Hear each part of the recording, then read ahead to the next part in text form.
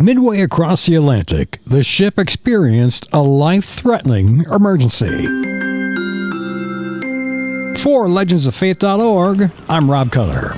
They were in search of a new life. Some on board were seeking religious freedom, while others wanted a fresh start in a new land.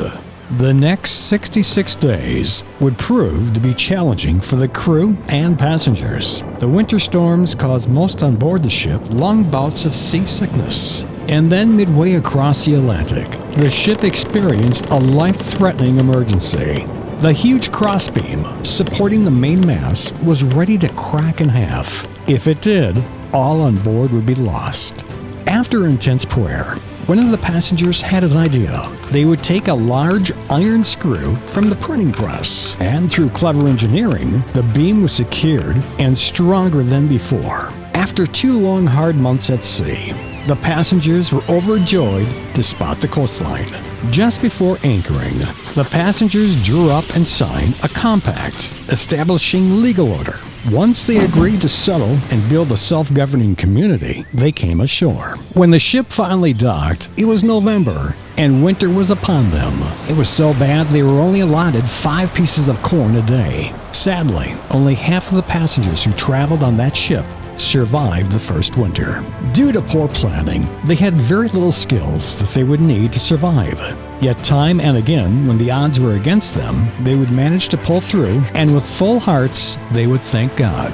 When the weather was cooperating, the men would spend time building homes. By early January, they had completed the first building of their new settlement, a common house where for now, everybody would gather to live. And by the end of February, they had mostly finished the settlement and brought their supplies ashore. One day while they were working, a tall Christian native Indian walked into their village. For a moment, no one spoke, and then to their amazement, the native Indian spoke perfect English. Welcome to your new land. Years earlier, this native Indian was taught English from explorers and welcomed the settlers. From that time on, he proved to be a special instrument sent from God. He taught the people what would grow, how to fertilize, how to plant and store foods, how to navigate their new surroundings, and basic survival skills. The following fall, they had a bountiful harvest. It was a grand feast, and they were so thankful for God's blessings that they invited the Indians to help them celebrate the first Thanksgiving in America.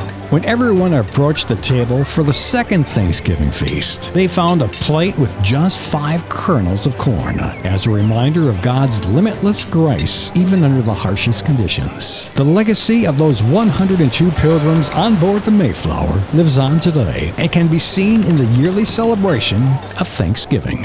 For more stories like this and for ways to donate, visit us at legendsoffaith.org.